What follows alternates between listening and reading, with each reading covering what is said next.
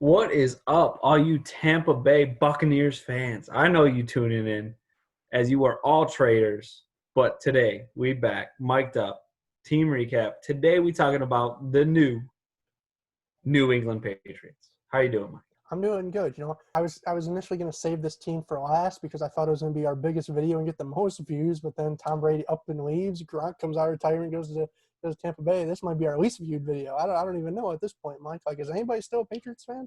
There might be some diehards, but I think there was a lot more Brady fans than there were Patriots fans. I think it's kind of like the Cleveland Cavaliers post LeBron. I'll be completely honest. I don't think there's very many people going to watch Larry Nance. What did you think of what Bill Belichick and company did in the draft? Not much. But like most Patriots draft, you don't really think too much off the surface. Uh, Developmental pieces, Duggar, however the hell you want to say it. An athlete. I think that's what they got in Kyle.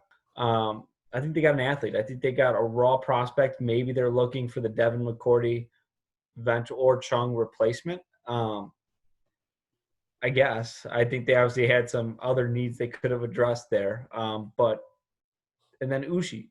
I think that's a very raw pass rushing prospect. Obviously, I live in Ann Arbor, watched a couple games. Raw. He has the athleticism again, but he's not just – there's something not there. Can it be coached? I think so. But it's just not there yet. And I guess with those prime picks, both second-round picks, I think you could have got better value even at the position that you drafted. And that's the problem here is you look at that safety pick, you still had Delpit, Winfield. McKinney might have been picked before that, but the other two were definitely available, and it made a whole lot more sense at that pick. Uchi, you had Bond. I guess you could argue Aquara there, but I guess that is more of just a toss-up of what you're looking for. But there was better players probably at that position that made a lot more sense. I think Bond would have been a perfect fit for this team, kind of the way they use that jack linebacker. I think Bond would have been a perfect fit there, but you drafted Uchi. So I'm not a fan. No, I unfortunately agree. I Kyle Duggar, however you want to say it, Bill Belichick digging his grave. I don't know. Like it's just not a guy that it was even on my radar before the draft. And in watching film on him, like he's a strong dude. He's a hard hitter. I guess he's the heir apparent to Duron Harmon. Now that you lost him, I just don't think that was the biggest need on the team. Nor was he the best player available. Thus, it was a pretty bad pick. In terms of Josh Uchi, I didn't mind it personally. I thought that he was a really twitchy pass rusher, but I agree. Again, he wasn't the best player on the board. A guy like Zach Bond, who kind of plays in that same role, I thought that I had Bond mocked to them, I believe, in the first round, and the fact that he was still almost available at that third round pick just goes to show that you probably messed up a little bit, to be completely honest, because there was a lot of value on the board. This was one of the most stacked offensive drafts, and until 91, you didn't even go offense. And when you did, you went for back-to-back tight ends, which was probably the weakest position in the entire draft. So it's just a question mark kind of all over. I don't really have much to say. I don't necessarily hate the players. I just kind of hate the situation they're being put into, because you see guys like Kyle Van Noy leaving, guys like Jamie Collins, Elandon Roberts, this entire linebacking core outside of Dante Hightower, basically. And now you're going to force these kind of relatively raw prospects in Uchi and Jennings, who probably aren't ready for a substantial role day one, and you're going to put them out there in really a situation I don't know if they'll be able to succeed at. I obviously Bill Belichick likes these big school guys, and they have played well for him in the past. You saw what he got out of like the Chase Winoviches. But I just don't know, man. I think that there are other places to go, and especially with that first pick, I don't even know what you want me to say about that, besides the fact that it was almost like Terrell Edmonds bad, and it's a constant thing with Bill Belichick. But you kind of have to just sit back and let him do what he does, because his hands are covered in rings. So Yeah, but obviously it's going to be the first time we really see how much was Brady, how much was Belichick, how much was just a combination of both those working so well together. You're going to see both of them separate. And I think obviously Belichick is a coach, there's really not a prime, I guess. You could coach at a late age. Brady's definitely not at his best. So I think that's kind of an unfair comparison what we're going to see this year. But I think it'll speak obviously more against Bill Belichick. How much did he really bring to that duo? Um, we're gonna see this year. We're gonna see with the Jarrett Stidham show. So, Mike, I'll ask you right away. I mean, this offense really, I know a lot of people like to bag on it. They like to say, "Oh, Tom Brady was throwing to post office workers, and he had nobody that could make plays for him." I don't really think that's the case. Looking at this depth chart, this is one of the best offensive lines in the league, bar none. It's not a terrible receiving core. You have dual threats at running back. Like, what do you kind of think this offense looks like, even inserting a guy like Jarrett Stidham at the helm? I think there's a lot of questions with Stidham. He has no excuses. He has the running back duo of Michelle and White. You got a first round pick. Michelle at his best has shown a lot of potential. White, obviously, you know what you're getting out of him. Probably the best. He is the best receiving back in the league. And I think that wide receiving core is interesting. You traded Mohamed Sanu. If that's your third option, I think you're doing well. I think N'Keal Harry had some injury concerns. Brady, he really never built that relationship with Brady when he came back. But he's a first-round pick. Obviously, they saw something in him drafting a wide receiver, which they haven't done in quite a minute. And then Julian Edelman. Obviously, I think he might be an overvalued asset. But you can't deny he's a solid wide receiver. They have a really good foundation there, the backs, and then obviously you already talked to the offensive line. I think obviously there's one huge ass question mark at a very important position, Jarrett Stidham. Obviously, it's kind of funny. We just did the Jets video, which we said a quarterback necessarily doesn't make the team, but you still need a body at that position. I'm not sure Stidham is the body to make a difference here.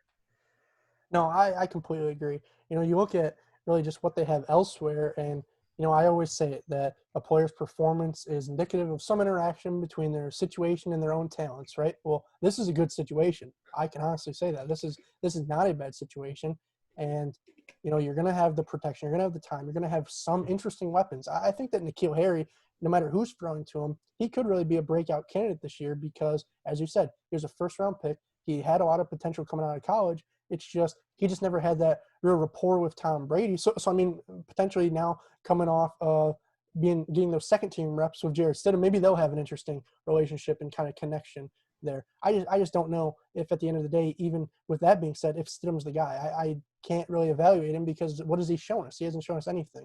It's kind of like the same people saying that to a greater degree. Even it's kind of like the same people saying Tyrod is inherently the starter in Los Angeles. At least we've seen Tyrod start a couple games, and even though we know he's terrible, like we know where that baseline is. With Stidham, I don't even know where the baseline is. Like we don't even know if he's a top 64 quarterback in the league, let alone top 32, top 20, top 15. We have no idea.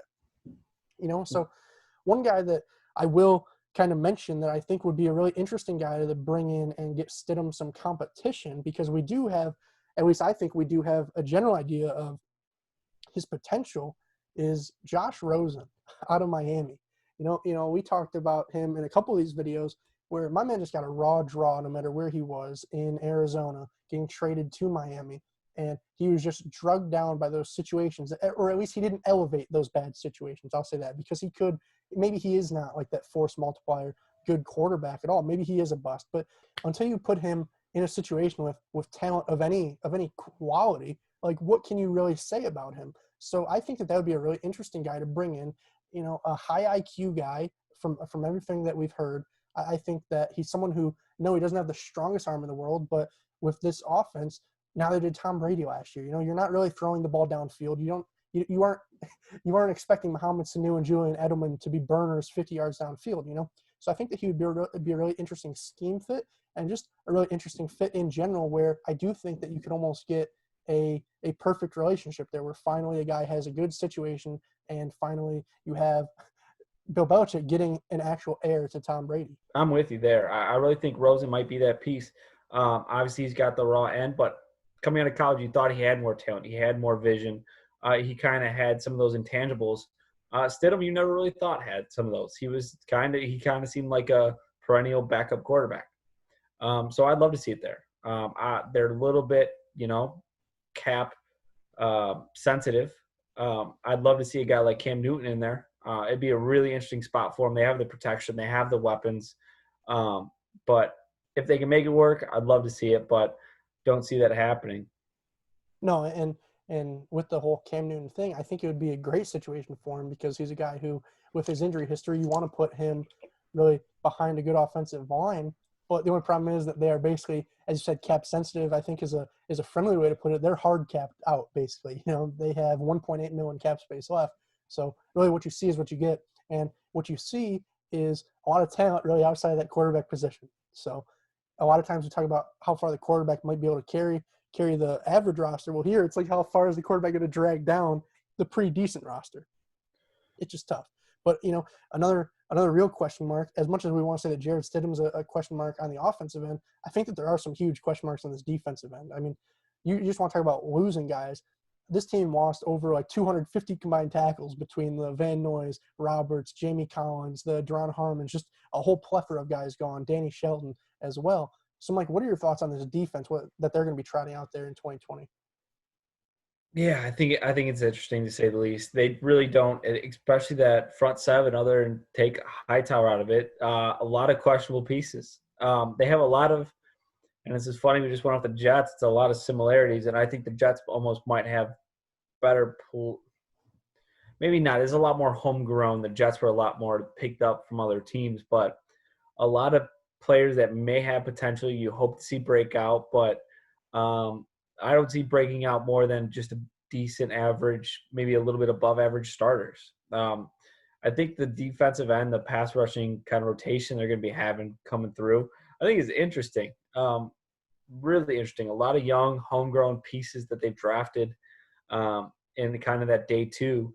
Um, I'm interested to see it work, but I don't see it's not elite. It's not the best, by far not the best. It's actually probably one of the bottom end units we've seen. But it's kind of been a common theme with this division, which I think is actually interesting. You look at the Bills, pass rush questionable. You look at the Dolphins, pass rush probably the best, but for what they paid for it, questionable.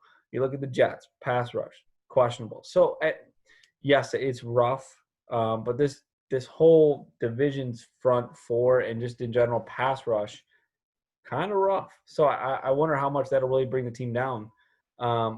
Because if you look on the back end, this is I think the best back five. I guess I go five deep. You could say not in the league. They're not the best five in the league, but they're one of the top five in the league.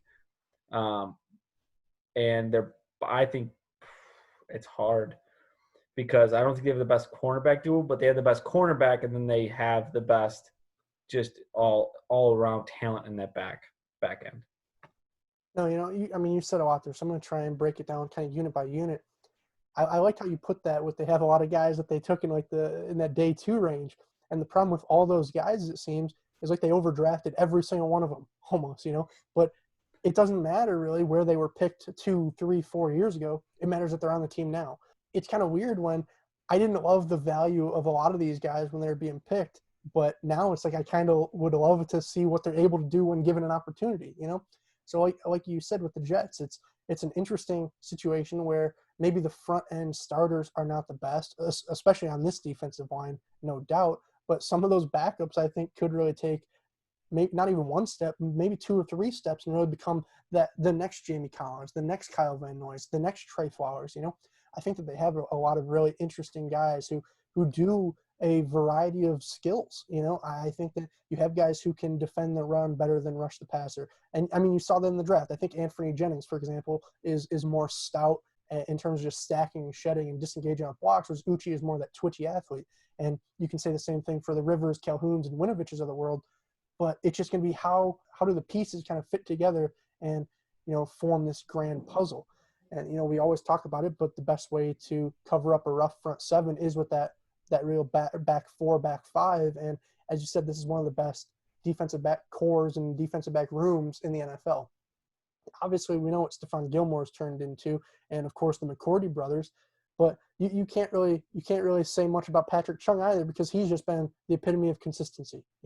Obviously you lose Deron Harmon, you replace him with your first pick in the draft. It just it's just a really talented duo. And of course, you're invested really heavily there, but it's really the best unit. It and the offensive line are really the best units that this team has. And I'll be curious to see if this unit is able to really just dictate the pace of play, because what you could see, honestly, is just a bunch of cover one. And, we're going to man up Gilmore, man up McCourty, man up Devin McCourty, who's also great in man coverage. And we're just going to press you. And then we're going to bring 6, 7, 8 guys. I think back, 12 videos to when I pulled up that diagram of teams with like their blitz rate versus their pass rush win rate. Well, I wouldn't be shocked if next year the Patriots are near that top end of the blitz rate, kind of where the Bucs were at, like that 50-60% range, because at that point I do think that they would be able to generate a pass rush, because they do have, like you said, a lot of freak athletes, a lot of raw guys who have a variety of skills kind of in their tool belt. So it's interesting to see. I don't know if it'll be a top 5 unit like it was last year, but I honestly wouldn't be shocked if it was. I would be more shocked if it's one of the worst in the league than one of the best in the league, because I do think that they have a lot of guys who have had some redshirt years learning behind vets who are maybe ready to take that next step, as well as that great defensive back core. So it's just a really interesting scenario. Yeah, I think it's also something. I was just looking at this whole defense. I'm just thinking, man, it kind of shows you how much the Patriots have really run this division, and the teams are almost trying to replicate. You look at the strength of the team being that the back end of the defense, and then you look what the Dolphins have done with their cornerback duo. Or you look at the Bills, obviously Tre'Davious White, Josh Norman, kind of going with that veteran number 2, and I'm not even going to. And I guess to the Jets with that safety duo that they have, they're all probably the strengths of their defense. And then it's kind of the same thing with the Patriots, who just did it probably earlier. And then you look at just going for twitchy athletes at that pass rush position. And then you look at what the Jets have done, the Dolphins have looked to do. And I wouldn't say that the Bills have necessarily twitchy pass rushers. If anything, it's the exact opposite. But it's a lot of trying to almost replicate what the Patriots have done, and trying just to do it better. And maybe this year one of those teams can do it better. But it's almost like they are just directly competing to win this division. Not necessarily be a good football team, but to just do what this team does and just try to do it better. And obviously they've done a bad job at it. No, it's like you have 3 different competing restaurants, but they're all getting their ingredients from pretty much the same place, and they're all using the same recipes. So what are we doing here? But obviously, at the end of the day, what really matters is the games being played. So, Mike, I think that we were both kind of shocked when we heard that Vegas had the win total for them set at 9.5, the favorite in the division. So where do you kind of fall on that? Do you think this is a 8 to 10 win team, or do you think this team is more like 6 to 9 maybe? I think whatever team wins this division, I don't see more than 9 wins. That's really where I fall. I think the most important game this season is preseason week 1, Detroit Lions. Speak a lot to this team. I'm just messing. I mean, they basically be playing last year's New England Patriots, so it's fair. It'll be interesting.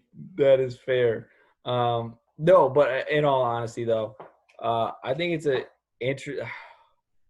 it's actually kind of a tough schedule. It looks like having to play teams like the Seahawks. I'll just go through the order. I apologize, I'm probably taking some games away from you, but I don't even think they really should be competitive in this game, just talent-wise. But the Seahawks, the Chiefs, the 49ers, the Ravens, the Texans, I think those are all – I think they're kind of out of their league.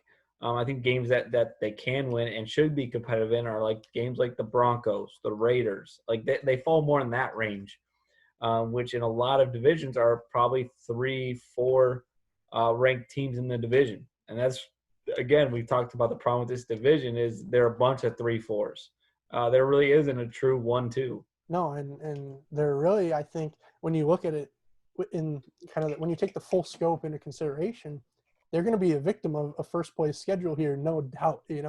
Like having to face the Ravens, like when other teams are getting the Bengals, for example, or the Browns or Steelers. That obviously we talked about. That's a really good division, but you're facing the top end of it. Or, even the Texans. I think that, of course, we know some of the suspect moves they made, but Bill O'Brien against Bill Belichick, it's always an interesting matchup considering he came from Bill's system. I just think that what you might have happen here is they're gonna win their division games, or some of them, maybe not as many as they used to, but then when they're faced with those tests out of division and out of conference, you kind of get a sense for the fact that this team, sure, they have a chance to win the division, but they're not going much further than that, and we saw last year with a more talented roster, them get stopped by the Titans.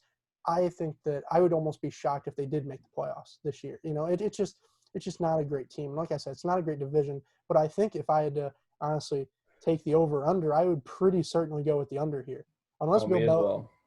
Bill Belichick is, it's turning water into wine if he is what he's going to have to do with this team, because sure they have some talented pieces and a lot of good pieces left over, but just some of those question marks are so huge. And I think that a team like the Bills, for example, they've started answering some of those questions, whereas this team, it just seems like more are arising with each coming off season. Yeah, you know where questions aren't arising? This channel, because we only going up, baby. We only getting better. So if you think that you agree, like, comment, subscribe. If you've hated all of our team, this is our last team recap. If you've liked all of them, or you hated all of them, or you didn't even watch all of them, let us know. Comment. I'd say this is usually where we say comment the next team you'd like for us to do, that you'd like to see, but there are no teams left unless you want to get into the Canadian Football League, which hopefully you don't want to talk about the Canadian Football League. Mike, I guess with that, this is kind of sad. It's a end of an era, but we'll be back for 2021. You know it. But anything you want to say? No, man, I think you put it well. I mean, we love football, but I don't know if we love football enough to cover the Canadian Football League. So with that being said, Mike, I think we mic'd up and we mic'ing out. Doses.